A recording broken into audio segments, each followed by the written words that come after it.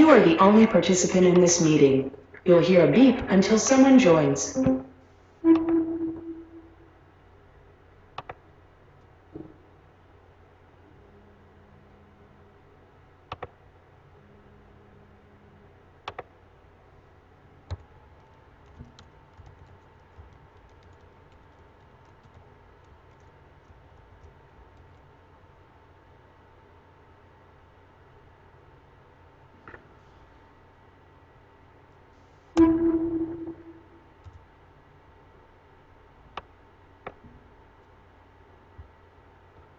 Concha. ¿Eh?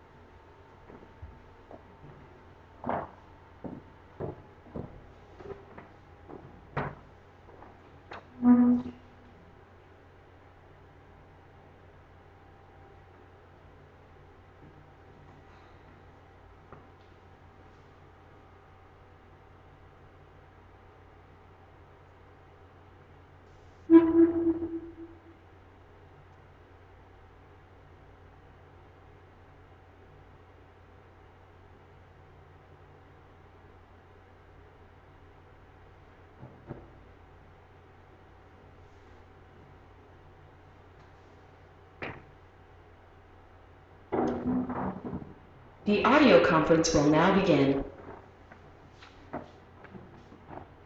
Buenas. Hola. ¿Quién hay ahí? Hola, soy Concha. ¿Quién hay por ahí? Hola, buenas tardes. ¿Qué tal? Espera, voy a poner... Hola. Ahora os veo. Vale. Coméntale lo de los micros. Buenas. ¿qué le- Hola. Ángel Luis, por ejemplo, lo tiene desactivado. Ángel Luis, tienes tu micrófono desactivado. Por lo cual no te oigo. Pero ya sí. Ahora. Buenas. Eso. Qué puntual es todo. Así da gusto. Bueno, pues muchas gracias por venir Espérate un poquito. a la charla. Vamos a ir esperando un poquito para que la gente se vaya animando a llegar.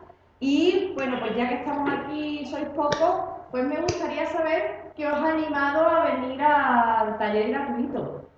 ¿Por qué habéis venido? ¿Quién empieza? El que quiera, el Y que ahora- se anime. Ahora empezamos a decir todo, ¿por qué era gratis? Aparte de porque era gratis. Sí.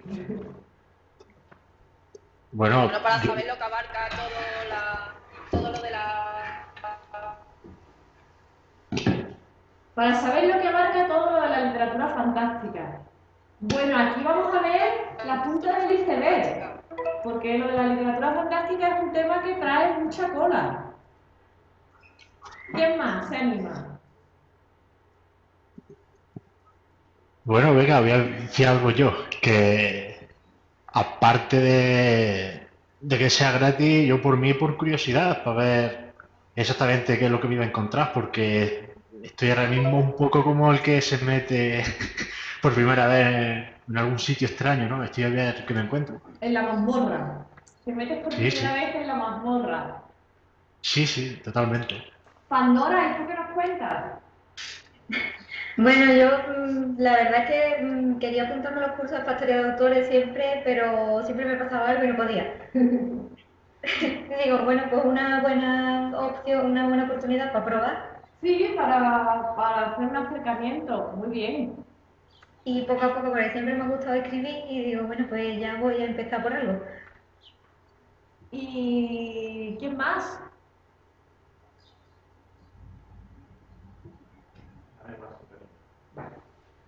Pues vamos a ir empezando ya. Sí, comparte la pizarra.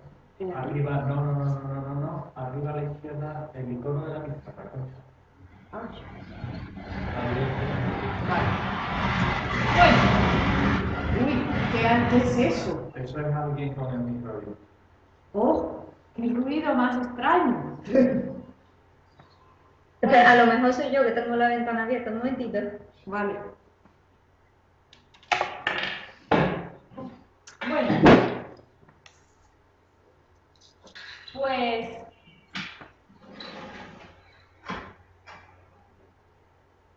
Bueno, pues vamos a hablar de lo que es literatura fantástica y comentar así por encima que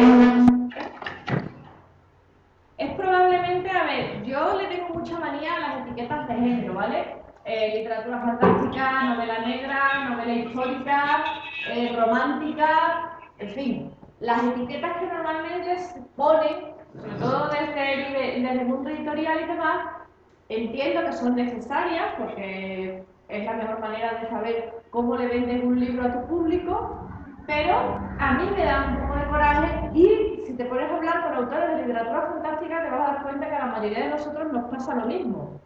Porque cuando tú intentas definir qué es la literatura fantástica, la mayoría de las personas se hacen un lío, ¿no? Hoy lo vamos a intentar un poco, pero antes vamos a hablar un poco, bueno, estos son nuestros cursos de factoría de autores y la idea que vamos a tener con esta charla es que veáis lo que se da en el curso de literatura fantástica durante el verano. ¿Qué es factoría? Pues factoría de autores somos Teo Palacio y yo.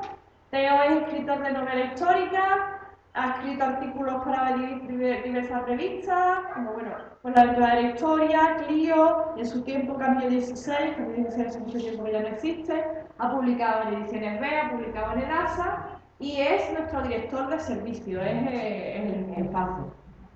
Luego estoy yo, que tengo un máster en creación literaria, soy la autora de La Corte de los Espejos y de La Caja de Tel, escribo literatura fantástica principalmente y además pues he colaborado creando eventos literarios como la Jornada Fantástica de Dos Hermanas y además soy la presidenta del Biblioforum, que hacemos actividades gratuitas en Sevilla.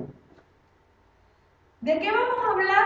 Bueno, aparte de esto, pues tenemos otros profesores. Todos los profesores de factoría de autores son escritores. Tenemos a Nerea Riesco, Antonio Martín Morales, a Juan Ramón Bielma. Nerea da un curso que se llama Cómo escribir un bestseller, que está bastante bien, tiene bastante éxito. Y Juan Ramón Bielma, que es un autor sin precedentes en la novela negra, suele dar talleres de novela negra de vez en cuando con nosotros.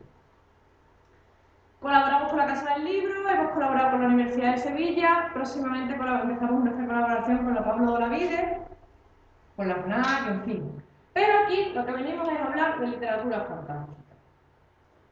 Si pensamos en lo que se nos viene a nosotros en la cabeza cuando hablamos de literatura fantástica, pues se nos vienen un poco imágenes en este plan, ¿no? Dragones, sirenas, criaturas extraordinarias. Posiblemente a muchos de ustedes se os venga a la cabeza lo que es la épica medieval, ¿no? Lo que se llama fantasía épica o alta fantasía. Pero la literatura fantástica es mucho más compleja que la imagen que tenemos aquí. Abarca bastante más. Nosotros hoy vamos a intentar definir lo que es la literatura fantástica, vamos a hablar de construcción de mundos, vamos a hablar de personajes y de clichés, y aunque esté repetido 2 veces, de género solo vamos a hablar una vez. Porque yo creo que con que hablemos una, tenemos de sobra. Vamos a empezar viendo esa famosa definición de la literatura fantástica.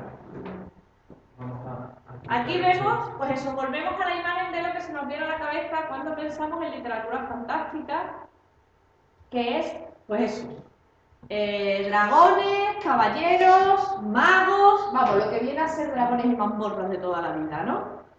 Ahí tenéis la definición. Popularmente se conoce la literatura fantástica como cualquier relato en el que participan fenómenos sobrenaturales y extraordinarios como la magia o la intervención de criaturas inexistentes. Y claro, esto nos lleva a una serie de géneros y de situaciones que todos conocemos muy bien. Por eso, la literatura fantástica, el género épico, los cuentos de hadas. Pero, por ejemplo, no entra, y entra dentro del género fantástico, la ciencia ficción. Porque en la ciencia ficción no participan ni fenómenos sobrenaturales ni extraordinarios, ni suele haber magia. Vamos a ver que en algunos casos de la ciencia ficción sí, pero no suele haberlo, y sin embargo se engloba dentro de la literatura fantástica. Del mismo manera, también hablaremos de él, el terror tampoco entraría a veces dentro de esta definición de la literatura fantástica. Por lo cual, a mí me gusta más la definición del señor Todorov, que es un filósofo y lingüista búlgaro, que define la literatura fantástica como el momento en el que el lector y el protagonista de un relato se enfrentan a lo extraño. Yo quitaría el protagonista y me dejaría solo el lector se enfrenta a lo extraño. Nosotros tenemos muy puestos en la cabeza el cliché, y también hablaremos de los clichés en la literatura fantástica, de que la literatura fantástica es eso, es literatura juvenil, que suele envolver mundos medievales fantásticos y que a partir de una cierta edad la gente seria ya no lee literatura fantástica. Ese cliché se está rompiendo, está cambiando, pero es que además nunca ha sido del todo cierto, porque entonces novelas como por ejemplo El tambor de hojalata, novelas como 100 años de soledad, novelas como La casa de los espíritus, sobre todo lo que abarca el realismo mágico, que entra en esta definición, no se ha considerado nunca novela fantástica, y sin embargo, a mí la señora que tiene el pelo verde y va suspirando por una casa con las habitaciones vacías, me parece bastante fantástico. Pedro Páramo entraría dentro de un englobe que se podría considerar literatura fantástica, porque hasta donde yo sé, los fantasmas no existen. Y os acabo de hacer un spoiler de Pedro Páramo que te cagas. Perdón, si alguien no se lo ha leído. El caso es que lo que realmente define la literatura fantástica es eso, es un sentimiento de que cuando el autor entra dentro del libro, cuando te pones a leer esa historia, te enfrentas a lo extraño o a lo extraordinario. Cuando te sientas, abres un libro y te sientas a leer el Alex de Borges, Borges te pone de cara a lo extraordinario, a lo fantástico. Y eso es lo que yo considero como literatura fantástica. Hace poco me leí una novela, busca mi autor, que no me acuerdo el nombre, el de Tinta. Ahora os digo el título. Una novela española, se llama Tinta. Tinta tiene varios protagonistas y se divide en varias historias distintas. Un escritor que está escribiendo un libro que solo se podrá leer una vez que el libro se lea, desaparecerá la mujer de este escritor, el editor y una serie de personas. Fernando Trías. Fernando Trías, exactamente. Es que iba a decir Trías, pero que era el director de Fernando. Bueno, pues Fernando Trías escribe esta historia de este libro, que es el libro perfecto, pero que solo se va a poder leer una vez. Es una novela fantástica. Dentro de esta novela entra un señor que tiene su casa llena de peceras y dentro de esas peceras hay nubes. Va a entrar un editor que lleva toda su vida rememorando el momento en el que su madre lo bañaba con nieve. Una serie de elementos, muchos de ellos casi oníricos, que están muy cerca de la literatura fantástica. Entonces, yo aprovecho para pensar que la literatura fantástica está muy relacionada con lo que los ingleses llaman el sense of wonder, el sentido de la maravilla. El sentido de la maravilla, aquí lo estáis leyendo, es el efecto de asombro que produce en el receptor cierta obra de fantasía y ciencia ficción. Aquí ya sí hablan de la ciencia ficción, y es que el sense of wonder lo acuñaron autores de ciencia ficción. Entonces, es eso, el sentido de la maravilla es lo que a ti te viene a la cabeza cuando lees cosas como La historia interminable, cuando te lees cosas como novelas de Tal Williams, o cuando lees a Asimov o cuando lees a Borges. Ese sentido de que te estás abriendo un libro y te están contando una cosa que te saca de tu zona de confort y te lleva a un territorio donde tienes que esforzar la imaginación, tienes que ver lo que se te cuenta. Yo he puesto para ilustrar el Sense of Wonder, La torre de marfil de Michael Ende. Michael Ende era un autor que manejaba el sentido de la maravilla genial, porque él crea evidentemente todo el universo de La historia interminable, pero crea Momo. Y Momo tiene un sentido de la maravilla precioso, porque ese momento en el que los niños están jugando en el anfiteatro, imaginándose que son cazadores de tormentas, eso es sense of wonder total. Y para la literatura fantástica, para escribir verdaderamente literatura fantástica, tenemos que tener muy en claro ese sentido de la maravilla. Tú quieres que el lector vaya a un punto en el que no ha estado nunca antes. Tú quieres enseñarle algo que has creado tú de la nada, o que te has imaginado tú, y a lo que le vas a dar no tiene por qué ser un matiz mágico, simplemente tiene que ser un matiz tremendamente imaginativo, tremendamente evocador. Eso es la literatura fantástica y por eso la hay de tantos calibres y de tanta capacidad. Por ejemplo, la gente no engloba La sombra del viento como literatura fantástica. Sin embargo, La sombra del viento y Carlos Ruiz Zafón es un autor de fantástica. Él escribía fantástica juvenil y lo único que hizo fue trasladar sus atmósferas, sus historias y demás a una historia para adultos. Pero prácticamente, por ejemplo, la biblioteca de los libros, ¿cómo era? La biblioteca de los libros perdidos. La biblioteca de los libros perdidos es puramente un engranaje de literatura fantástica. ¿De qué se trata cuando escribimos entonces literatura fantástica? De crear y de recrear, de sorprender y de llevar al lector a un terreno en el que no ha estado nunca antes. Eso es muy importante. Entonces, tenemos nuestro Seven of Wonder, que además, pues, es algo que realmente en las grandes obras de literatura fantástica está muy presente, ¿no? Por eso, ya os digo, por eso yo he puesto a Michael Ende, que para mí es un autor que a mí me refleja mucho este sentido de la maravilla del que estamos hablando. Este, para mí, es el principal ingrediente que debe tener una novela de literatura fantástica. Para eso necesitamos una cosa, ahora vamos a hablar del pacto con el lector. El pacto con el lector se trata de necesidad... Ah, espérate. ¿Qué color me habías dicho que se veía? El verde, ¿no? Vale. Necesidad de lógica. Oh. Perdón. Ahora, necesidad de lógica contra la necesidad de realismo. ¿Qué quiere decir esto? Vamos a empezar a hablar un poco de cómo se logra ese sense of wonder, ese sentido de la maravilla en las novelas. Tú te puedes poner, le puedes contar a un autor que tiene un reino, mejor dicho 7 reinos, en los cuales hay un solo trono y varias familias que se pelean enconadamente por ese trono. Y la gente lo leerá y se lo creerá. No te verá ningún problema, porque a fin de cuentas le estás contando la guerra de los 100 años, por lo cual tampoco le extrañará demasiado.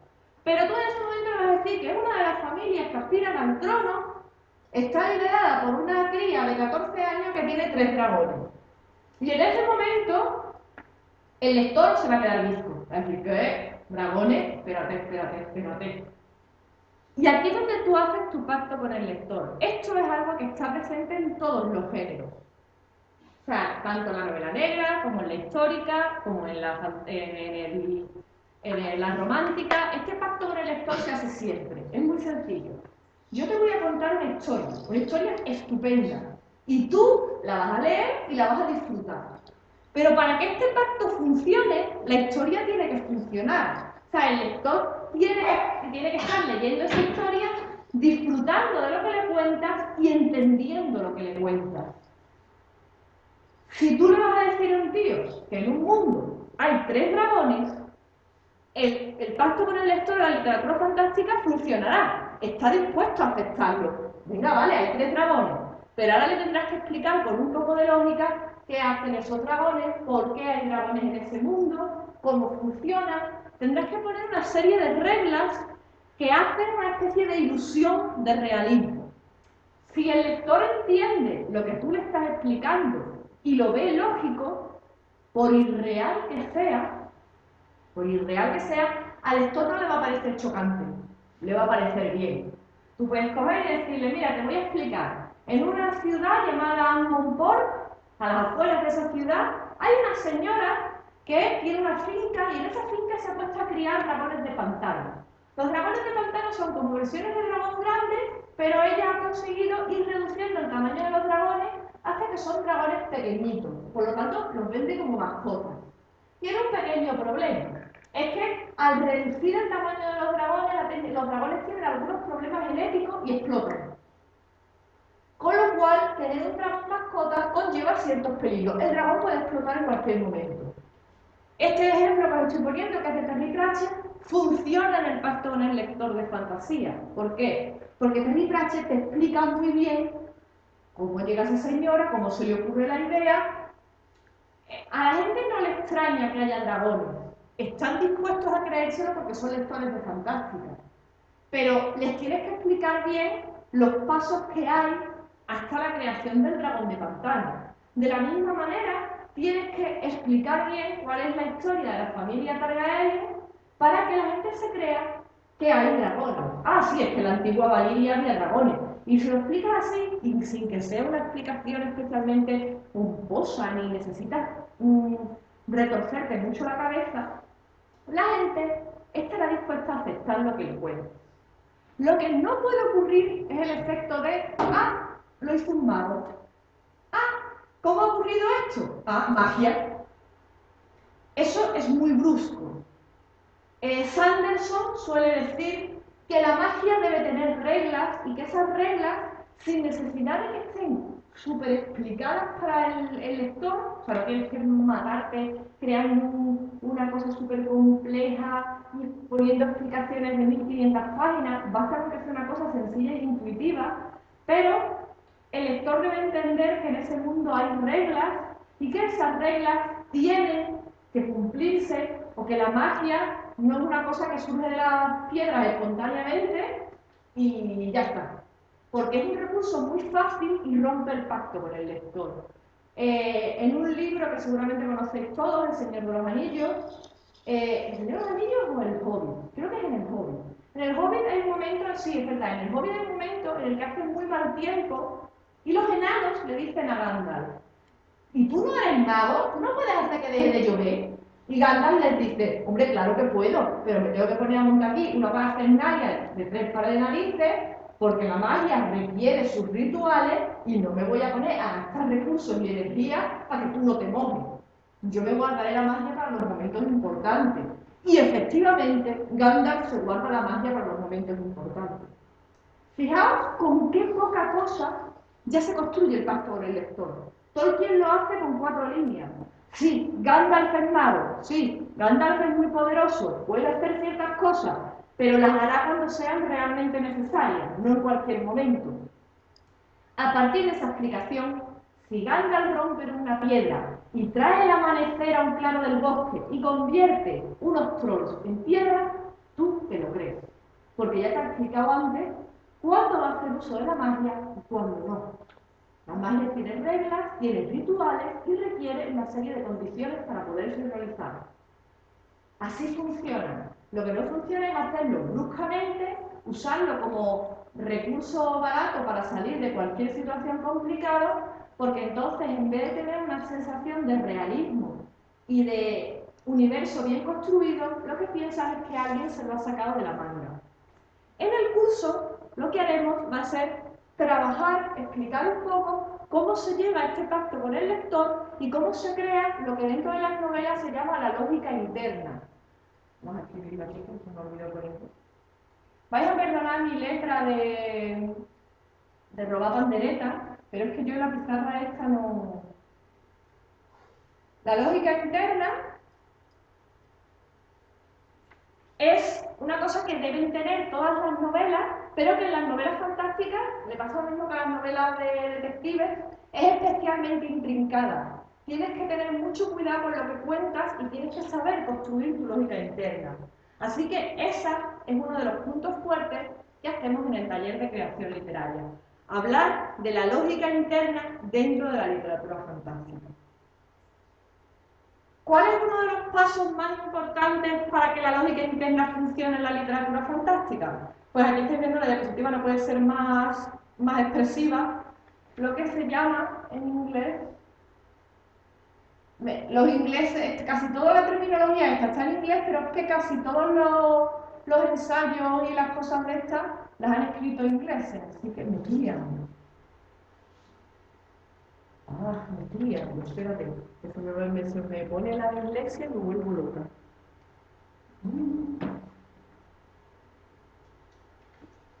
Que me tenéis que disculpar, pero de vez en cuando me ataca. A ver, si lo subo para ti ahora.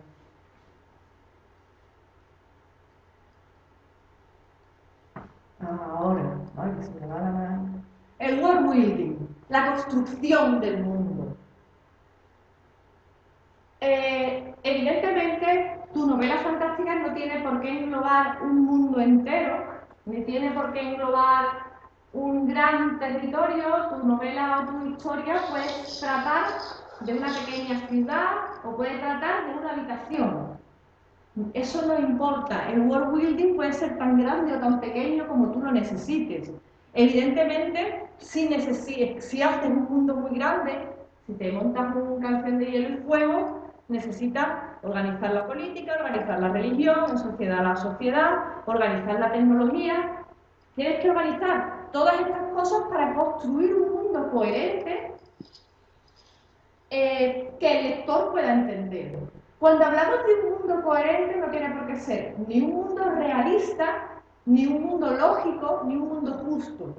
Si tú te pones a pensar, por ejemplo, en un mundo feliz de Aldous Huxley, no es un mundo justo y desde luego no es un mundo feliz. Pero tú entiendes perfectamente, están explicados estos 4 términos, con lo cual tú comprendes cómo funciona el mundo y te metes mejor en la historia, porque sabes en qué punto te estás metiendo. A una escala más pequeña, Rebelión en la Granja hace lo mismo. Él te construye, usando una granja, un mundo entero, en el cual está de nuevo explicado todos estos puntos. Pero tú puedes directamente rechazar lo que no te sirva para tu historia. Por ejemplo, en Momo no hay alusiones a la religión. No hace falta, ¿para qué? Michael Ende no hace alusiones a la religión, no la necesita. Tampoco hay especiales alusiones tecnológicas. Dentro de tu world building tú vas a usar y a desechar lo que realmente necesitas. Lo importante es que tu construcción sea sólida, volvemos a la lógica interna, y por lo tanto el lector pueda entender lo que vas contando, pueda entender de cómo te vas a manejar, cómo lo vas a hacer y sobre todo cómo le vas a explicar al lector esto. Porque hay mucha gente que cuando se pone a escribir crea sociedades tremendamente complejas y se cree la obligación de explicarlo todo minuciosamente. Eso lo hacía mucho, por ejemplo, Asimov en la Fundación. Asimov en la Fundación se le llevaba al hombre a explicar, se le iba la pinza y era bastante agotador, bastante denso. Con lo cual, a día de hoy, ese tipo de novelas todavía sigue habiendo mucha gente que las lee, pero es cierto que no llegan a un público mayoritario. Eso lo vais a decidir ustedes. Nosotros lo que os vamos a explicar en Factoría es para hacer un world building, como además es un curso de verano, tampoco nos ha dado tiempo a explicar alguna cosa así muy salvaje, una cosa ligera, rápida, para crear sobre todo la lógica interna de vuestros relatos. Luego, eso se puede hacer tan complejo, tan denso o tan complicado como vosotros queráis. Eso es una cuestión en la que es lo bueno que tiene escribir literatura fantástica. Tú eres el que elige lo que quieres. A mí, yo siempre he dicho que a mí hay una cosa por la que a mí me gusta escribir literatura fantástica. A mí me suele decir la gente, claro, pero es que escribir literatura fantástica es muy fácil porque te lo inventas todo. Y yo les doy la vuelta a la tortilla y digo, no, escribir literatura fantástica es muy difícil porque te lo tienes que inventar todo. Tienes que conseguir que todo encaje y eso a veces da muchos quebraderos de cabeza. Entonces, es una cosa que tendremos que ver. Una de las cosas que hablamos mucho en Factoría de Autores, da igual en el taller en el que hablemos, es de la planificación. Estoy poniendo la tierra abajo. ¿Vale? Porque antes de ponerte a escribir, tienes que planificar. Te vais a perdonar mi letra de tercero de EGB, pero ya os digo que es que esta libreta, esta pizarra y yo no nos entendemos. Tenéis que, antes de empezar a escribir, tienes que planificar. Y vas a planificar aunque sea un relato pequeño, porque tienes que saber dónde van las distintas partes del relato, cómo vas a conseguir que esa historia sea aún más impactante, dónde van a ir los distintos elementos que tú quieres crear, cómo vas a explicar las cosas. Esto está íntimamente ligado con esto. Y es una cosa en la que vamos a incidir este verano. ¿Cómo se planifica un relato fantástico? ¿Qué tipo de relato es el que vas a manejar tú? ¿Y qué es lo esencial para que la gente entienda lo que le quieres complicar?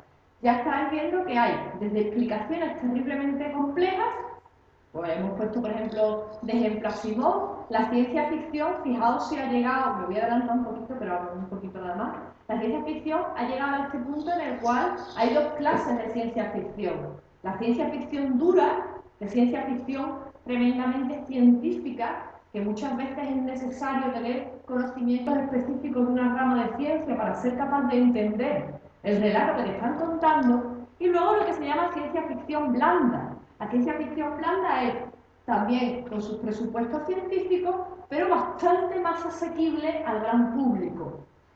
Esto está basado en esto. ¿Qué mundo vas a construir? ¿Cómo lo vas a construir? ¿Y qué quieres que el lector reciba de lo que tú has creado? Es un tema bastante interesante que además nos lleva muy ligado al sentido de la maravilla, porque evidentemente tú quieres que tu mundo, cuando la gente lo lea, lo vea, sea capaz de entenderlo, sea capaz de vivir en él. Es muy, ay no, me voy a quitar la diapositiva. Bueno, esto estaba muy ligado a eso, lo que decía, al sense of wonder. Lo interesante de las novelas fantásticas es que la creación de tu mundo cree ese sentido de la maravilla, ese sentido de enfrentarte a lo extraordinario. Para enfrentarte a lo extraordinario no es necesario un mundo mágico medieval. Volvemos a lo mismo. Tú puedes enfrentarte a lo extraordinario en la esquina de tu casa, pero tienes que ver cómo lo vas a construir para que esa esquina de tu casa se convierta en un sitio fascinante. La historia interminable no empieza en ningún gran castillo, no empieza en ninguna gran fortaleza. La historia interminable empieza con un niño gordito que sufre acoso escolar y se esconde en una librería. Pero la entrada de Baltasar en esa librería ya empieza a crear ese sentido de la maravilla. Esos momentos en los que Bastian está en el desván y se está comiendo la manzana y el sándwich y está reservando sus víveres para aguantar hasta que se acaba el libro, o por lo menos hasta el día siguiente cuando pueda bajar del desván, eso también es sentido de la maravilla. Podemos mirar a lo fácil y hacer el sentido de la maravilla en mundos épicos, gigantescos e increíbles, o podemos tirar al sentido de la maravilla en cosas más complicadas pero más cotidianas. Cuestión nuestra será llegar a hacer eso, y para hacer eso, pues una de las cosas importantes es que construyas bien tu mundo, que construyas bien la atmósfera de tu relato. Por lo cual llegamos a una de las claves que tenemos a la hora de crear en la literatura fantástica, y son los personajes. Yo siempre digo que un buen personaje te salva una mala novela, y seguramente todos recordáis, no vamos a citar, porque seguramente nos discutiríamos, porque no estaríamos de acuerdo, alguna novela muy mala, pero que te haga igual que sea muy mala, porque a ti el personaje tal cual te encanta.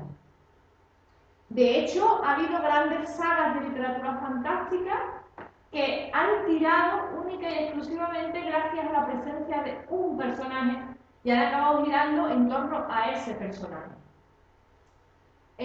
No es que considere que sea malo, pero por ejemplo, Dungeons and Dragons, quiero empezar ya de Railin, y Railin es ya el protagonista indiscutible del mundo de... Esto está en la sopa. De hecho, hace poco leía yo, no sé qué, no sé si en la Tinta o en algún blog de estos, que van a escribir otra novela de Riley. Y tú decías, pero ¿más? Pues sí, porque es un personaje que está tan bien construido o lo han hecho de una manera tan interesante que los lectores, tú sigues sacando novelas de Riley y sigues vendiendo. Otro autor que ha hecho exactamente lo mismo ha sido Andrés Castro, el creador de Geralt de Rivia. Es que esto muchas veces, yo soy muy sevillana y me cuesta. Pues el señor Andrzej Sapkowski, a partir de ahora lo llamaremos escritor polaco para no tener que nombrarlo mucho, ha vuelto a hacer lo mismo. Él creó a Geralt de Rivia, un personaje muy interesante, tan interesante que ahora mismo le ha vuelto a sacar, o sea, la historia de Geralt de Rivia ya había acabado. La gente que lo estaba leyendo ya pensaba que no iba a haber más historia de Geralt de Rivia. Pues ha decidido hacer una precuela porque los lectores le seguían pidiendo historias de Geralt de Rivia. Con lo cual, la construcción de un buen personaje es muy importante. Y desgraciadamente hay dos géneros en los que la creación de personajes está muy ligada al cliché, que es una cosa de la que vamos a hablar, y en la que ese cliché puede ser muy peligroso. Los dos géneros que digo una es la novela fantástica y otra es la novela de detectives o la novela negra.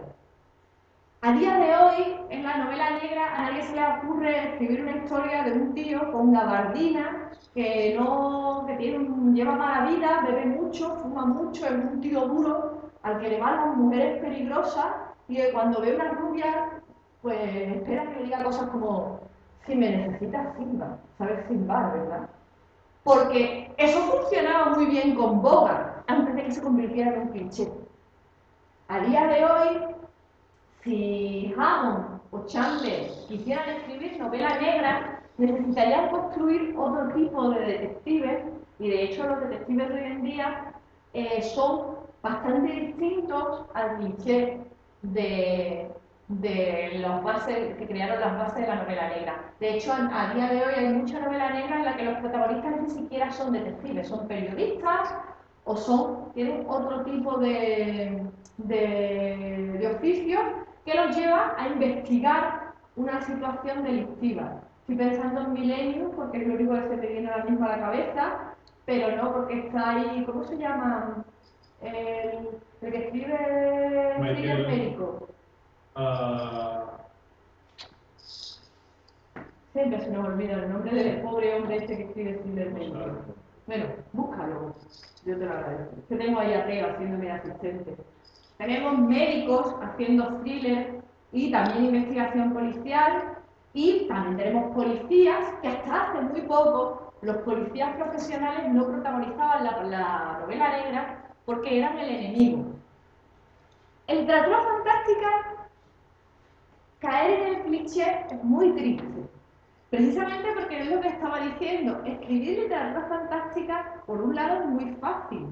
Puedes hacer lo que te dé la gana. Robin Cook es el creador, el que escribe thriller médico. En las novelas de Robin Cook casi siempre los protagonistas son médicos o investigadores médicos.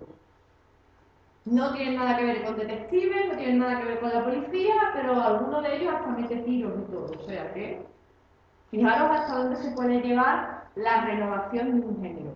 Pues en literatura fantástica pasa lo mismo. En literatura fantástica hubo durante un tiempo en el que se creía que si quería escribir literatura fantástica, el protagonista tenía que ser un guerrero, alguien sobre el que había recaído una profecía y tenía que liberar el mundo de una horrible guerra, un mago o una serie de clichés, muchos de ellos derivados de las leyendas artúricas o de la mitología clásica. Pero a día de hoy, en literatura fantástica puedes hacer lo que te dé la gana. Con lo cual, es muy interesante conocer el cliché para evitarlo, pero también para hacer una cosa que la hace, por ejemplo, autores como Joe Abercrombie o Sanderson: romper el cliché. Vamos a ver un poquito cómo va. Los personajes en literatura fantástica, yo de hecho os he hecho una reunión de clichés. Son, evidentemente, en literatura fantástica y en cualquier género, los que tiran de la trama. El personaje es el que hace que tu historia avance, son los que viven la historia que tú cuentas. Con lo cual, todos los personajes deben tener una función en esa historia. Dentro del curso de literatura fantástica hablaremos de cómo evitar lo que yo llamo los personajes floreros, que son personajes que tú has creado, son muy chulos, y esto nos pasa mucho a los autores de literatura fantástica, que creas un personaje súper guay y dices, guau, es que este es un personajazo. ¿Y qué va a hacer dentro de tu historia? No lo sé, pero tengo que meterlo porque mola a mí. Y luego tienes un personaje florero dando vueltas por ahí que tú dices, ahora ya no recuerdo por qué creé a este tío y me da más problemas que otra cosa. Es muy importante. Yo normalmente, antes de empezar a escribir, pienso qué personajes voy a crear y por qué tienen que estar esos personajes en la historia. Y ese por qué, vamos a ponerlo aquí.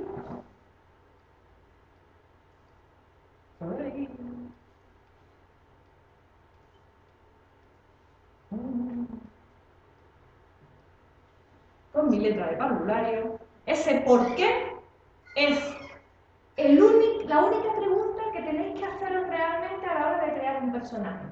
¿Por qué está ahí? Atreyu sin Fuyur haría la historia igual. No, Atreyu además llega a un punto que necesita Fuyur, porque Fuyur es el único capaz de volar a través de la nada.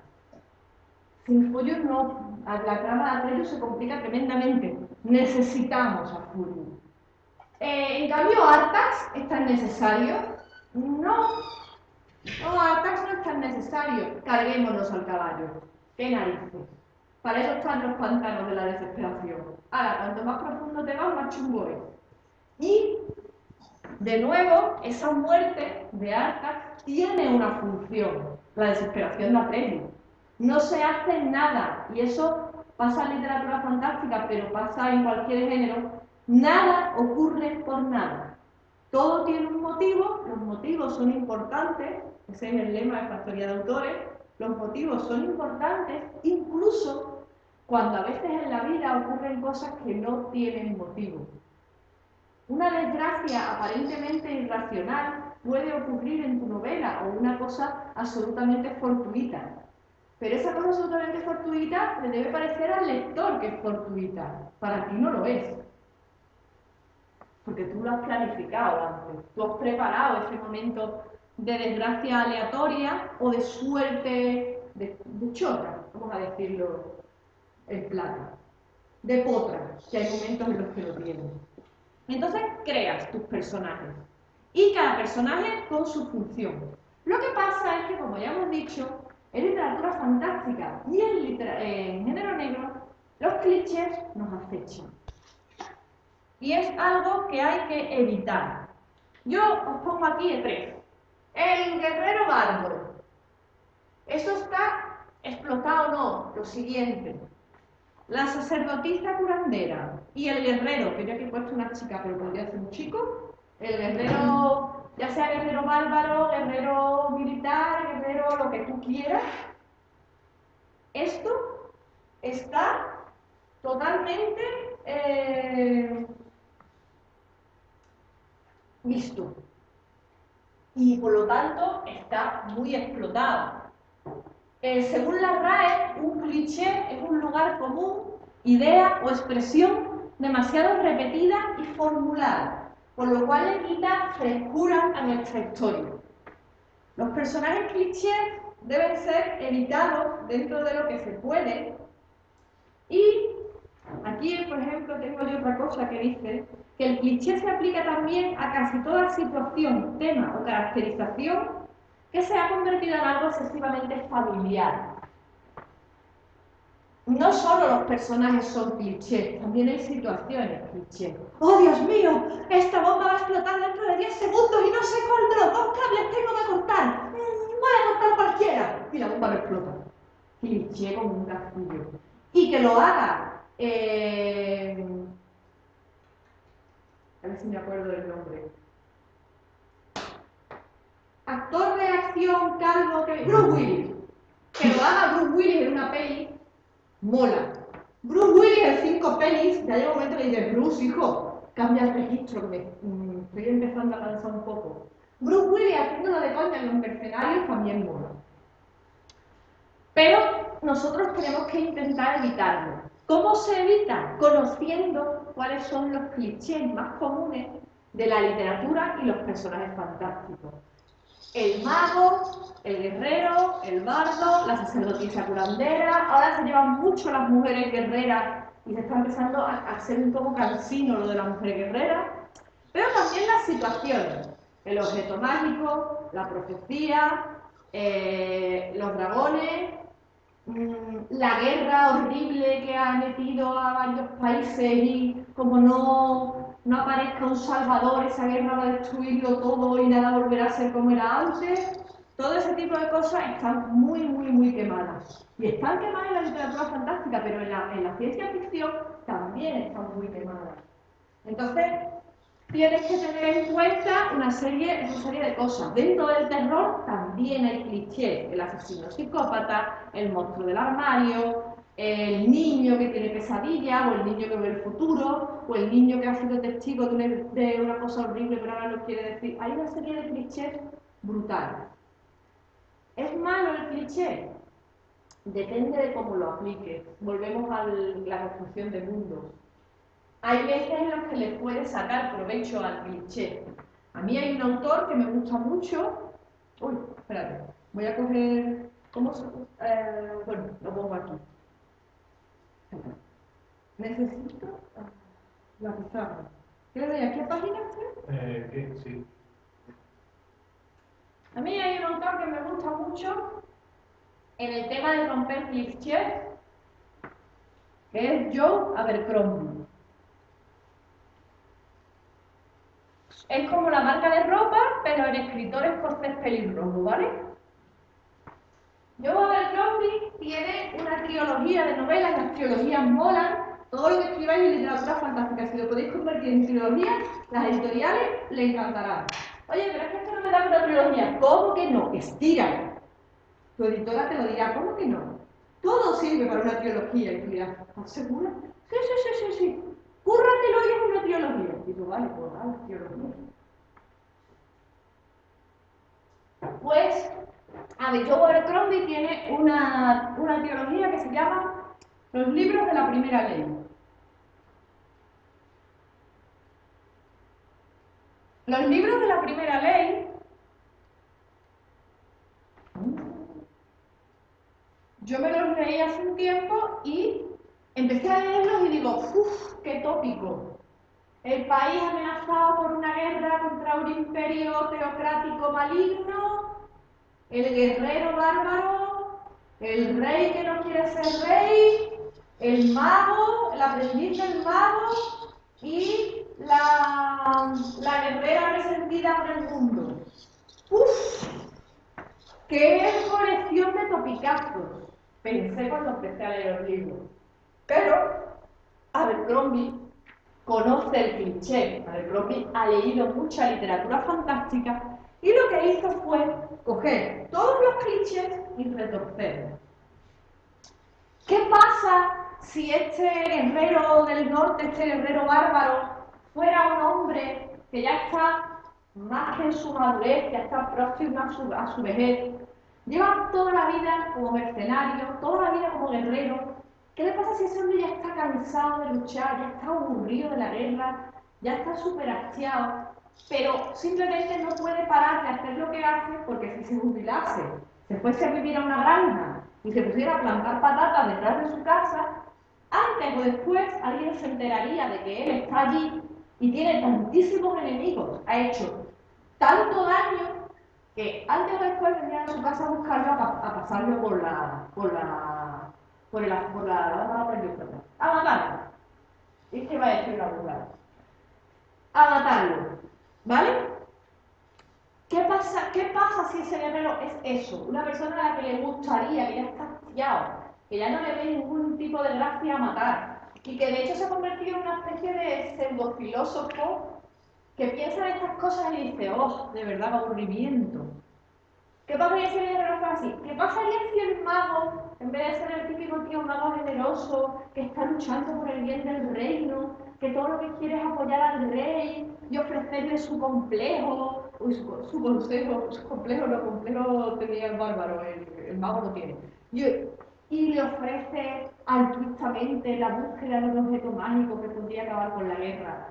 Pero ¿y si ese mago tiene un interés oculto, y si ese mago no es tan generoso como parece, y si ese mago lo que está haciendo es un poco fagocitar el poder porque lleva toda su vida viviendo en las altas esferas, viviendo a base de tener poder político más que poder mágico? La cosa es que tú conoces al mago, conoces al guerrero, conoces al bardo, al aprendiz de mago. ¿Sabes lo que se ha escrito? Pues prácticamente todos los 60, todos los 70. Y te has leído a Tolkien, y te has leído a Lewis, y conoces cuál es el cliché, sabes cuál es. Lo puedes romper. Puedes coger el cliché, romperlo y hacer algo nuevo con él. Eso es otra cosa de las cuales aprendemos en el curso de verano. Buscar ese cliché fantástico, editarlo si es posible, o si no es posible, darle la vuelta. El final del tercer libro de la primera ley es una patada en la boca a todos los clichés habidos y por haber. De hecho, yo me quedé bizca y todavía de vez en cuando miro el libro me vuelvo a poner bizca otra vez. Porque Robert Browning prácticamente se ríe de todas estas cosas que tú esperas que, tú esperas que la búsqueda de un objeto mágico para evitar una guerra horrible en un mundo que si no se cumple la profecía va a irse a la mierda, y que el que tiene que cumplir la profecía es un rey. Cuando llega al final, pues te quedas un poco alucinado porque dices, vale, esto no me lo esperaba. Y ahí volvemos a entrar en una gran construcción de mundos y un sentido de la maravilla muy bien construido. Él sabe a qué terreno te quiere llevar, te tiene todo el rato jugando entre el terreno familiar conocido de la literatura fantástica y lo que no es tan conocido, y en el último momento te da en la cara con lo que tú creías que iba a pasar. Es un trabajo muy interesante. Como no solo de personajes vive el hombre, y ya hemos dicho que la literatura fantástica tiene muchísimas posibilidades, otra de las cosas que hablaremos, y aquí vamos a hablar muy por encima, son de los géneros. Normalmente, cuando pensamos en fantasía, pensamos en esto. Fantasía épica. Casi prácticamente todas las novelas que se te puedan ocurrir englobarían dentro de esto. Pero resulta que hay géneros. Espada y brujería es básicamente casi todo lo que pensamos en Dragonlance, Geralt de Rivia, es todo un Dungeons and Dragons, es Tolkien, en fin. Entra dentro de ese Conan, entra dentro de la espada y brujería totalmente, pero no todo es espada y brujería. Y de hecho yo ahí me he puesto todos los géneros, porque cuando me puse a mirar el listado de géneros de la Fantasy WorldCon me quedé loca y dije, no los voy a poner todos, hoy os voy a explicar los básicos, durante el taller ya explicaré más, porque si no, no vamos a acabar nunca. Está este, que a mí me encanta, Espada y Planeta. Espada y Planeta no es ciencia ficción. ¿Habéis visto Flash? No. Es una película malísima, pero hay que verla. Imaginaros un mundo de fantasía épica, pero traspapelado a otro planeta en el cual cierta tecnología muy avanzada se mezcla con una tecnología medieval. Flash es el ejemplo perfecto. Si sois de mi generación, los dibujos animados de He-Man, El Señor de las Bestias, todo este tipo de cosas entran dentro de la Espada y Planeta. Es una mezcla entre fantasía épica medieval y tecnología súper avanzada futurista. Salen los pastiches, pero para alucinar. Normalmente la Espada y Planeta, que tuvo mucho éxito durante los 70 y los 80, me estoy acordando, por ejemplo, de... Ay, lo diré. de Barbarella y cosas de estas, era, en los 60 y los 70, además con la psicodelia, esto de la espada y planeta tuvo mucho éxito. Sin embargo, hace poco, Espada y Planeta se puede considerar una novela de R.R. Martin que se llama Muerte de la Luz. Muerte de la Luz es coger la espada y planeta, no se puede considerar ciencia ficción porque prácticamente no tiene términos científicos, te vas a un planeta que tiene un alto grado de avance científico, pero que se rige por un código moral prácticamente medieval y estamental. Y en Muerte de la Luz, R.R. Martin hace un trabajo brutal de lo que se llama Espada y Planeta, cuando ya casi todo el mundo había olvidado este género y pensaba que había caído en desgracia de la manera más absoluta.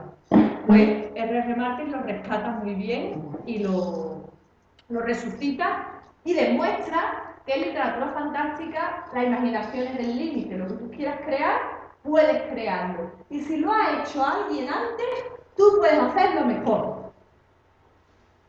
La alta fantasía, en la alta fantasía entrarían cosas como la obra de Michael Ende, por ejemplo, algunas cosas de Roald Dahl.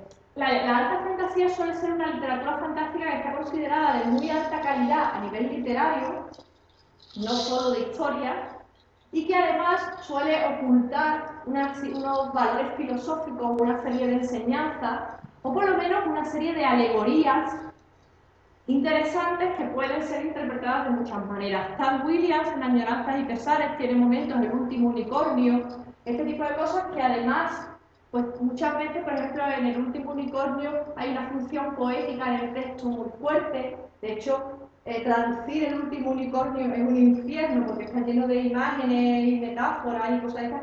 Y la verdad es que yo al traductor de la primera versión de El último unicornio lo tengo en suma estima porque le tuvo que sudar tinta. Lo mismo pasa con Añoranzas y Pesares de Tad Williams. Tad Williams suele jugar mucho con la alta fantasía. China Melville, cuando escribe fantasía, suele jugar con la alta fantasía. Y por último, la fantasía oscura.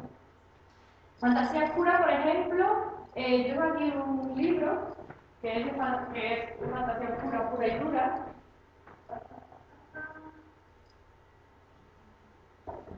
Una mancha verde y roja.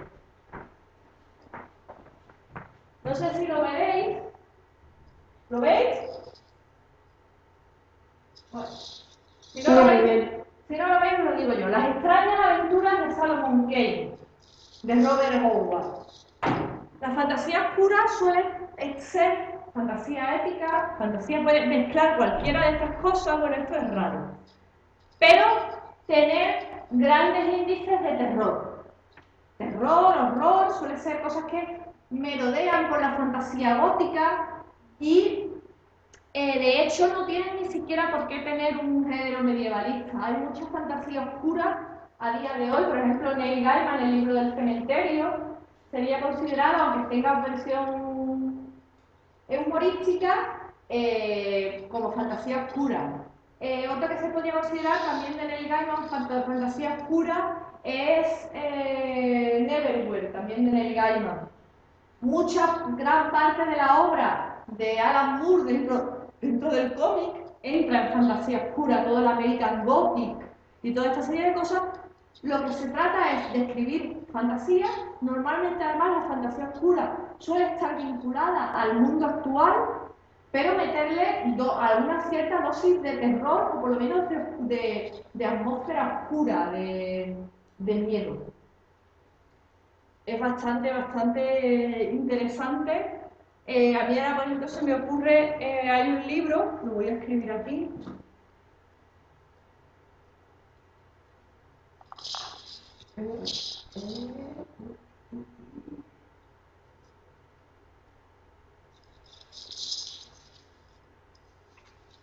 ¿Vale? El libro de Ivo. El libro de Ivo se puede considerar como horror o como fantasía oscura, según ustedes lo veis. Ya veis que yo las etiquetas me las refanfinflo un poco, pero es que yo no creo en las etiquetas y creo que para escribir literatura fantástica debéis olvidaros absolutamente del género. Está bien que los conozcáis, dentro del taller se habla de género, pero no es lo imprescindible. Lo imprescindible es que vosotros escribáis la historia que queréis contar y luego le dejéis lo de ponerle la etiqueta de género a vuestro editor, que se preocupe él. Luego le pondré una etiqueta que te dejará absolutamente alucinar, pero te dirán, no, pero el departamento de marketing te ha dicho que es esto, y tú te lo tienes que creer. La ciencia ficción entra dentro de la literatura fantástica. La ciencia ficción a mí me encanta, me gusta mucho leer ciencia ficción, pero por ejemplo tengo que reconocer que el lector de ciencia ficción me da mucho miedo. Los lectores de ciencia ficción son lo que llamamos dentro del mundillo los francotiradores. ¿Por qué? Porque están a la búsqueda del error. Como te equivoques con algo, se van a acordar, te lo van a recordar y vas a pasar a ser el autor que la cagó con tal cosa. Y si no, que se lo digan a Asimov y las leyes de la robótica. Dentro de la ciencia ficción, ya habíamos explicado, está la ciencia ficción dura y la ciencia ficción blanda. La ciencia ficción dura es la que requiere una serie de conocimientos científicos más o menos serios para entender lo que realmente estás leyendo. Algunos relatos de Philip K. Dick entran dentro de la ciencia ficción dura y la ciencia ficción blanda tiene un espectro enorme. Yo he puesto aquí el space opera. ¿Alguno de ustedes sabe de dónde sale la palabra space opera? No. Sale de Star Trek. Los ingleses, bueno, los anglosajones llaman a los culebrones o a las series SOA. Esto es una S, os lo juro. ¡Ah! No, bueno, pues lo pongo aquí, ya está. ¿Vale? Lo llaman SOA ópera.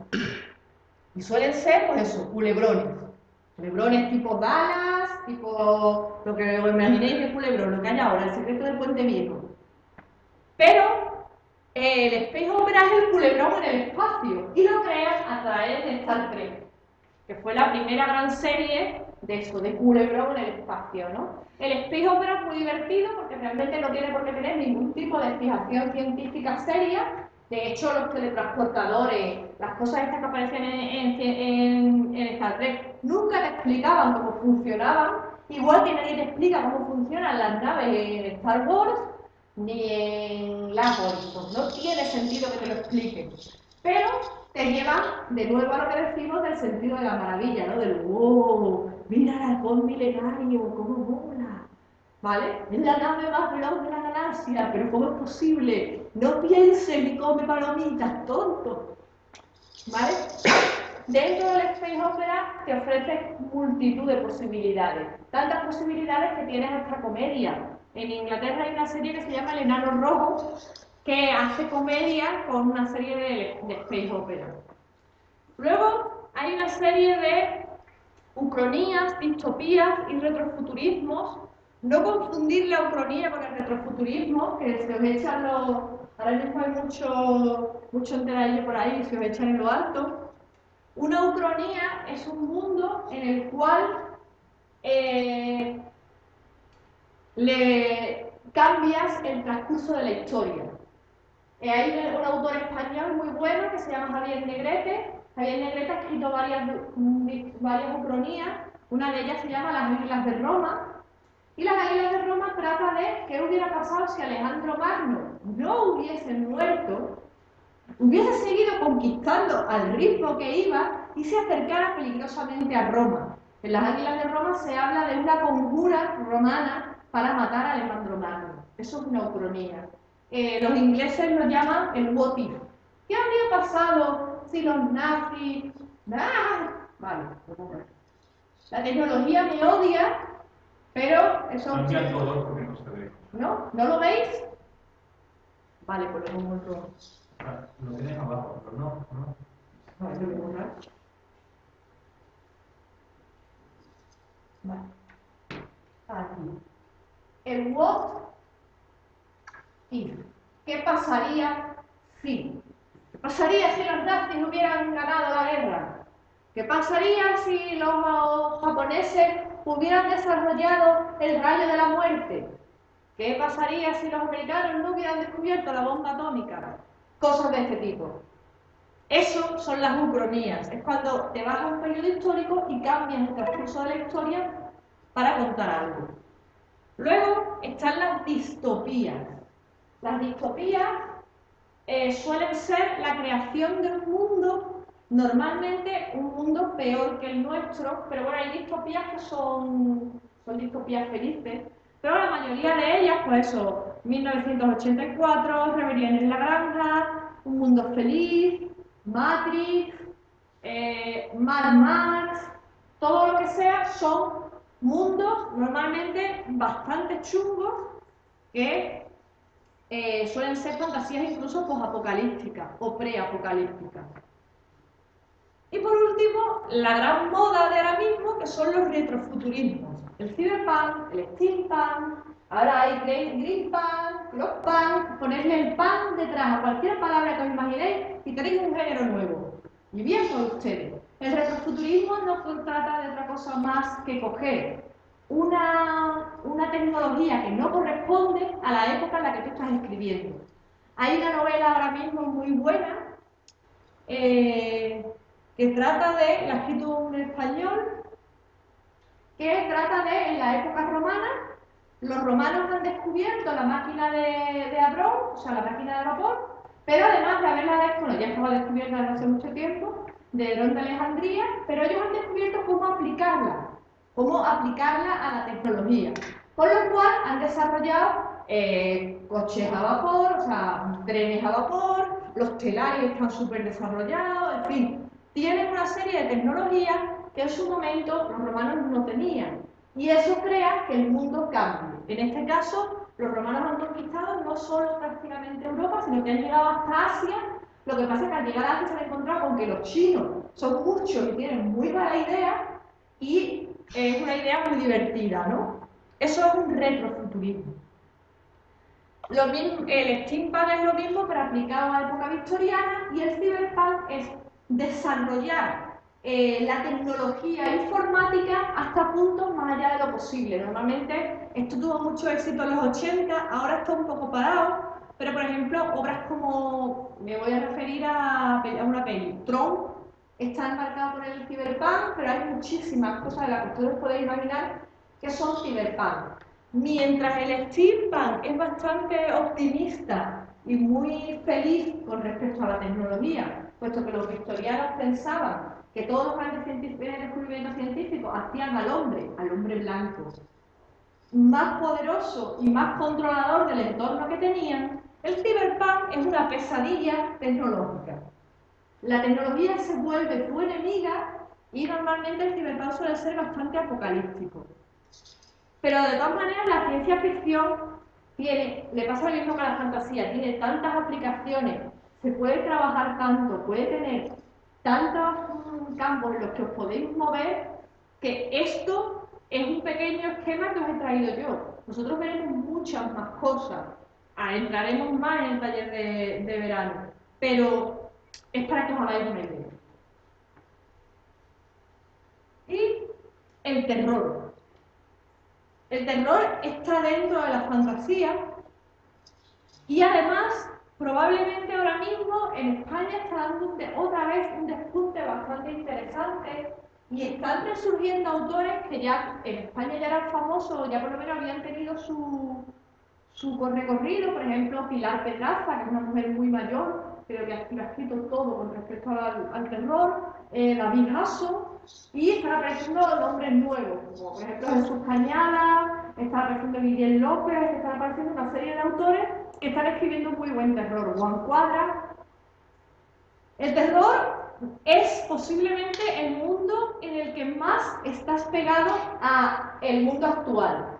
Mientras que la fantasía y la ciencia ficción suelen buscar otros mundos y suelen buscar escenarios nuevos, escenarios muy distintos a los que el lector está acostumbrado, la base del terror es lo cotidiano.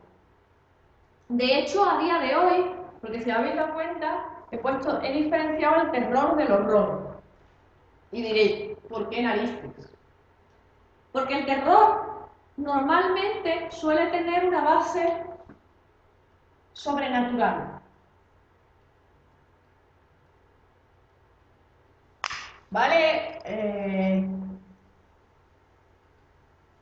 ¿Qué voy a acercar la Disney? Vale, sobrenatural.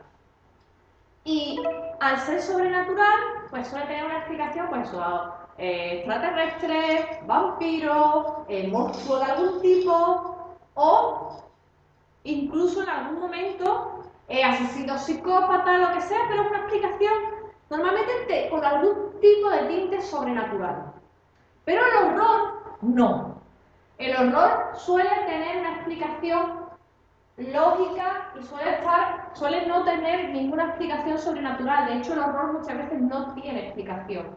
El horror es esa cosa extraña que un día tú te levantas de la cama y te pasa algo terrible. Hay un cuento muy bueno de Edgar Allan Poe, por supuesto, que es el precursor del horror, que te cuenta la vida de un pueblecito, un pueblo normal y corriente, y un día las campanas, en lugar de las campanas del ayuntamiento, en vez de dar 12 campanadas, dan 13. Y a partir de esas 13 campanadas, el pueblo se convierte en una pesadilla. Eso es el horror. Cuando pasa algo que escapa a tu control y algo dentro de tu mundo cotidiano, algo muy sencillo, pero que te destroza tu mundo por completo. No tiene, a ver, yo he dicho que no suele ser sobrenatural. Sí puede tener alguna explicación sobrenatural, pero queda muy velada. La intención del horror es que tú nunca vas a llegar a ser capaz de comprender al 100% qué te ha pasado. El lector nunca va a ser capaz de entender qué ha pasado. Por eso es horror, porque no se puede explicar. Es algo tremendamente complicado de escribir, pero ahora mismo aquí en España estamos teniendo algunos autores que están funcionando muy bien. El terror gótico, que también sigue funcionando muy bien, que es ese terror pues normalmente basado en época victoriana. Bueno, la va a sacar Guillermo del Toro, la película esta de Crimson Peak, pues es un terror basado en época victoriana, muy relacionado con las historias de fantasmas, de vampiros, el hombre lobo, todos los monstruos que se crean durante la época de la literatura victoriana, el golem, en fin, lo que os queráis, vienen enlazados dentro del terror gótico. Ya dice, normalmente la gente a día de hoy dice, no, el terror gótico no funciona demasiado bien. Pero nosotros, por ejemplo, en Inglaterra hay una autora, la autora de La mujer de negro, que prácticamente todas sus novelas están escritas encajadas dentro del terror gótico. El terror psicológico, que no tiene nada que, bueno, sí puede estar dentro del horror, pero el terror psicológico trata con jugar con los límites de tu mente. Normalmente juegan con la cordura del protagonista del relato o de alguien cercano al protagonista del relato. Se trata de jugar con los miedos, las fobias, las cosas extrañas que nos acechan y convertirlas en una historia más o menos terrorífica. Y por último está el género reino ahora mismo en los países anglosajones, el New Wave. Y cuando tú le preguntas a alguien, bueno, ¿y esto del New Wave qué es? Ellos te dicen, yo qué sé. Porque la mayoría de la gente todavía no tiene muy claro qué narices es esto del New Wave. Yo lo voy a intentar explicar. El New Wave y el horror prácticamente son lo mismo. El horror el New Wave es ese monstruo que está debajo de tu cama, que tal vez no sea un monstruo, tal vez sea un fruto de tu imaginación, o tal vez sí es un monstruo, o tal vez es una mezcla de las dos cosas. El New Wave es una mezcla de cosas extrañas, desasosegantes, desagradables, que pueden pasarte bien en el mundo real o bien en un supuesto imaginario. El mejor ejemplo de eso, ahora mismo hay una novela que acaba de salir de Sus Cañadas que se llama Pronto será de noche. Pronto será de noche se trata de un mundo en el que por un motivo en el cual no te explican, el apocalipsis ha llegado, un apocalipsis climático, hace un calor horrible, la gente está intentando emigrar a sitios donde la climatología sea más benigna y en un atasco brutal en mitad de una carretera donde no existe nada, ocurre un asesinato. Y a raíz de ese asesinato y de la investigación de ese asesinato, empiezan a salir cosas chungas, empiezan a aparecer una serie de miedos y de de terrores muy vinculados a lo básico del ser humano, y el New Wave normalmente lo que hace es eso, es sacarte de tu seguridad y enfrentarte a terrores muy primarios que normalmente no tienen nada que ver con lo sobrenatural, aunque no tienes por qué descartarlo. El terror ahora mismo vuelve a estar en alza, por lo menos aquí en España, quizá no tan fuerte como en otras épocas, pero vuelve a tener bastante aprobación. Yo es un género al que le tengo bastante cariño, también le tengo bastante respeto, nunca me atreví a escribir nada de terror. Pero, bueno, esos son los tres géneros. En realidad, si te pones a pensar, es ponerle puertas al campo. Y yo siempre os lo diré, y cuando doy los talleres insisto muchísimo. Que sí, que yo voy a explicar los clichés, que yo voy a explicar el world building, la lógica interna, que os voy a explicar los personajes, que os voy a explicar los géneros, y os voy a explicar lo que realmente necesitáis conocer para escribir literatura fantástica. Pero eso lo vais a tener para que luego, con lo que yo os he enseñado, hagáis una pelota, la tiréis al cesto y juguéis con lo que queráis. Porque la idea es que, conociendo lo que hay, podáis encontrar vuestras propias maneras, o sea, es daros herramientas para construir vuestro propio terror, vuestra propia fantasía épica, vuestra propia ciencia ficción. Cuando yo presenté La Corte de los Espejos a mi editora miró el libro y dice, Concha, ¿qué género es este? ¿Cómo etiquetamos esto? Y yo me quedé mirando a mi editora y le dije, pues no lo sé, porque no he pensado en qué género era. Yo he pensado, si tiene, dice, es que tiene cosas de literatura épica, pero también tiene cosas que son prácticamente novela negra y no sé dónde meterte la novela. Evidentemente es una novela fantástica, pero ¿qué género le ponemos? Y llegamos a la determinación de decirle que decidan los lectores, no pongan género. Si os dais cuenta, la novela La Corte de los Espejos, cuando la pones género, fantástico. Pero no te ponen fantástico, no te ponen steampunk, no te ponen nada. ¿Por qué? Porque mi fantasía épica, que en otros libros de la colección de fantasy sí lo hacen. ¿Por qué? Porque no lo saben. Pero es que yo tampoco lo sé. Pero es que ese es el sentido de la maravilla. Que vosotros, con las cosas que conocéis, con los libros que ya habéis leído, con las herramientas que tengáis, construyáis algo que no se pueda catalogar fácilmente. A día de hoy, lo que realmente triunfa en la literatura fantástica es lo que se llama el transgénero. O sea, mezclar géneros, hacer cosas innovadoras, hacer cosas nuevas. Pensar que posiblemente los tres lectores que más se vuelcan con el escritor, pero que a la vez más exigen del escritor, son los de novela negra, los de novela fantástica y los de novela histórica. Los de novela histórica porque si te equivocas en una fecha, o si dices que Al-Mutamir vestía de azul, cuando en realidad vestía de verde, me acabas de fastidiar bien, como si te ocurra decir que Felipe II, su comida favorita era el cochinillo asado, cuando luego hay un oscuro tratado que realmente dice que no, que a Felipe II lo que le gustaba comer tremendamente eran perdices. Ahí va a aparecer el lector francotirador de historia que va a decir, no, a Felipe II no le gustaba esto. El lector de negra es el que te dice, un momento, si el detective estaba en la calle no sé qué, a la hora tal, ¿cómo es posible que luego 2 capítulos más tarde estuviera tremendo? Y el lector de fantástica te va a decir, esto ya lo he leído en otra parte, esto es una copia, esto lo hace mucho mejor Sanderson que tú, es que tú tendrías que haber hecho algo nuevo. Y eso es lo que tenéis que hacer, pues suele ser gente que lee mucho de su propio género, entiende muy bien lo que está leyendo y capta muy bien los clichés, los lugares comunes, la buena o la mala prosa. Ahora mismo hay una polémica terrible con los libros de Sanderson, las traducciones en español de Sanderson, porque la gente no está contenta con las traducciones. Fijaos hasta qué punto llega el lector de fantástica, que algunos de ellos dicen, pues me lo leo en inglés. Porque ellos saben muy bien lo que manejan, y lo que quieren leer y lo que no. Entonces, es interesante tener una serie de herramientas para poderlas utilizar y escribir de la manera que vosotros queráis. Porque aquí lo curioso es eso, es maravillar al lector, deslumbrarlo y además deslumbrarlo con una construcción sólida, con una novela que se sostenga en pie. Y no sé si me queréis preguntar algo, porque habéis estado muy callados y tal, entonces yo dejo abierta una ronda de preguntas para que me digáis lo que os parezca. ¿Se me escucha? Sí. Sí, perfectamente. Sí, vale, no, que a veces se me corta el micrófono.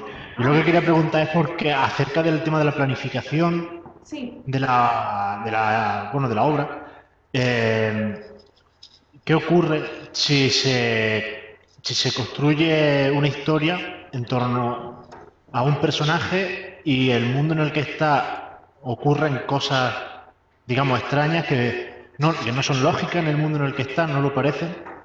Son cosas fantásticas y me estoy refiriendo a bueno, puedo poner como ejemplo el 100 años de soledad, donde en el planeta Tierra, en una ciudad imaginaria pero de América, ocurren cosas como que, bueno, ya no me acuerdo bien, ¿no? Pero había alguien que levitaba, la niña Sí, que se había va con la sábana volando. una prostituta que le gritaba.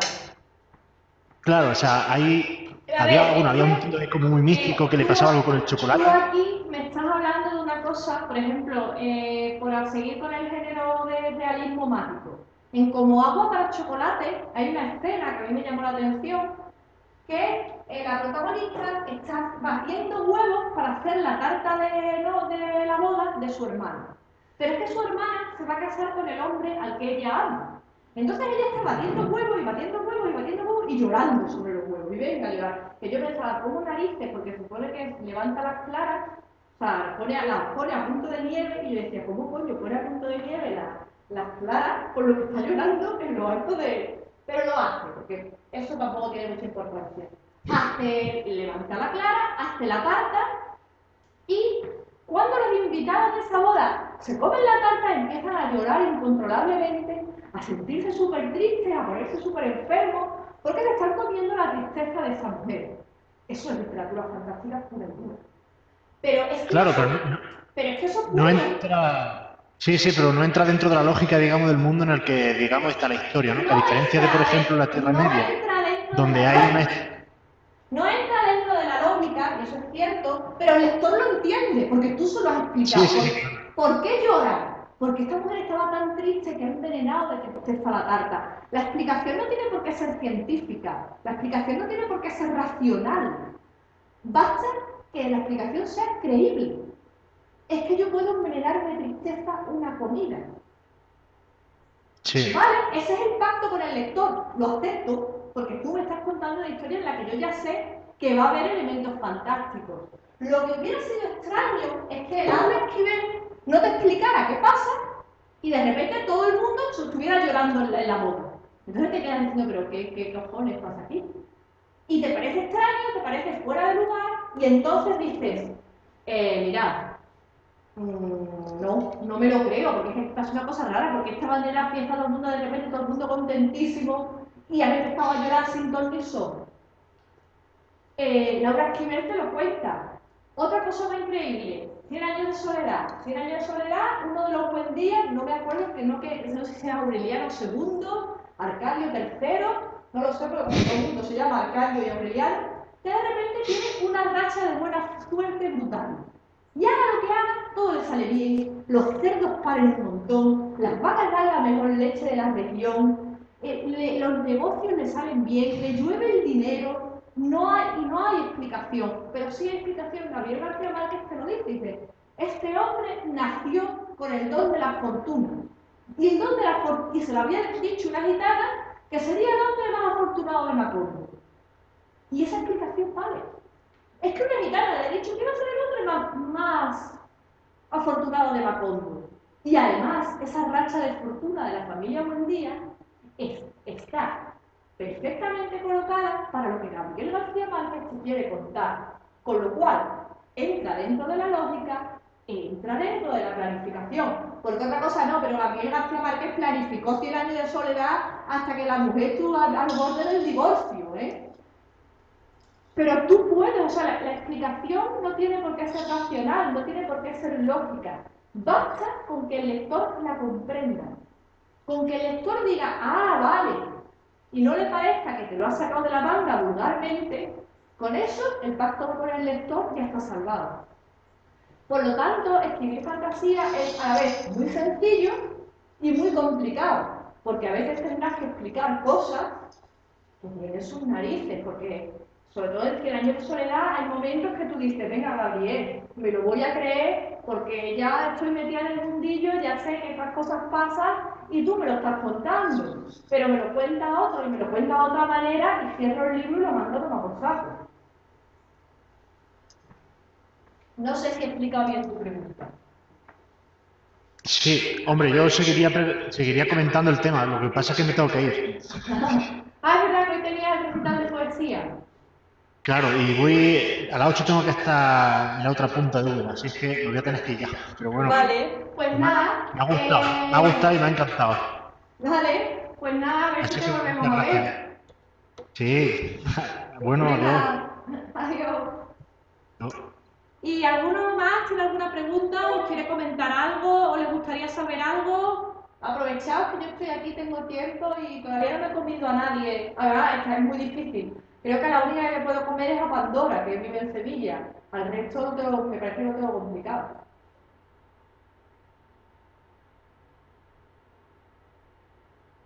Hola, os juro que no muero. No seáis tímidos. Antonio, pregúntame algo, que yo sé que tú tienes ganas. Además, si no, a ti sí que te puedo morder.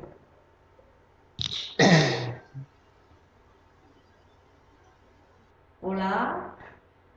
Se has quitado el micrófono, no te quites el micrófono. Antonio, cobarde. Es que no controlo esto, estoy ahora mismo, ¿me estáis escuchando ahora mismo? Sí, ¿Me te escuchamos. escucháis? Sí, Así que vale. pregunta, malandrín. Me ha parecido muy mal que habléis de literatura hispanoamericana después de ¿Qué? ¿Qué te de parece los qué? 70 años. Que habléis de Gabriel García Márquez, Pedro Páramo y compañía después del examen tan horrible que me pusieron ayer, pero bueno. Lo he hecho queriendo. Lo he hecho queriendo, he dicho, le voy a hablar de Juan Rulfo a este muchacho que ha estado sufriendo. Y la idea era a ver si empezabas a convulsionar o no. Que una cosa que me ha llamado mucho la atención en 100 años de soledad es que pasa una cosa muy extraña, que es que lo que normalmente digamos que sería algo cotidiano, como que se vuelve ahí como algo súper especial y un evento súper importante, pero en cambio lo que debería ser algo fantástico y que es muy raro que ocurra, como que se normaliza un poco. Es que el realismo mágico, a ver, a mí el realismo mágico me desconcierta bastante, ¿vale? El realismo mágico es muy poético y realmente, posiblemente dentro de todas las formas de fantasía, sea el que menos lógica interna tenga. Porque como lo que pretende es provocar en ti un sentimiento poético de maravilla, pues en algunos momentos algunas cosas te dejan un poco viscas, pero es lo que le he dicho antes a Miguel Ruiz. Tú dices, vale, compro, me lo está contando Gabriel García Márquez, que me suele contar estas cosas. Fuera de 100 años de soledad, Gabriel García Márquez tiene un libro que se llama 12 cuentos peregrinos, que os aconsejo mucho, un libro muy bueno y son cuentecitos. Y hay un cuento que se llama Tu sangre sobre la nieve. En Tu sangre sobre la nieve, una señora se pincha con una rosa y se va desangrando gota a gota durante un viaje larguísimo hasta que llega a su destino. Vamos a ver, tú estás viendo que te vas desangrando, que no dejas de sangrar, que venga gotita y gotita y gotita, y el marido no hace nada, y ella no hace nada, y nadie se extraña, y a todo el mundo le parece súper normal, y cuando al final se muere, te quedas diciendo, pero coño, que es que se lleva muriendo 4 horas, venga ya, no me fastidie, no.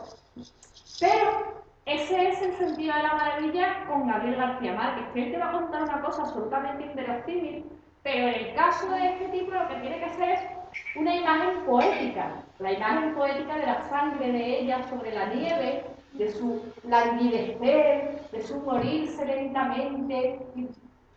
Es una imagen poética, eso ahí Es que el realismo mágico hace trampa, porque juega con el pacto con el lector de una manera brutal. Esto es lo que hay, te lo comes o no te lo comes. Por eso hay gente que le encanta el realismo mágico y gente que lo odia. Porque tiene que estar el lector muy predispuesto a creerse lo que lee.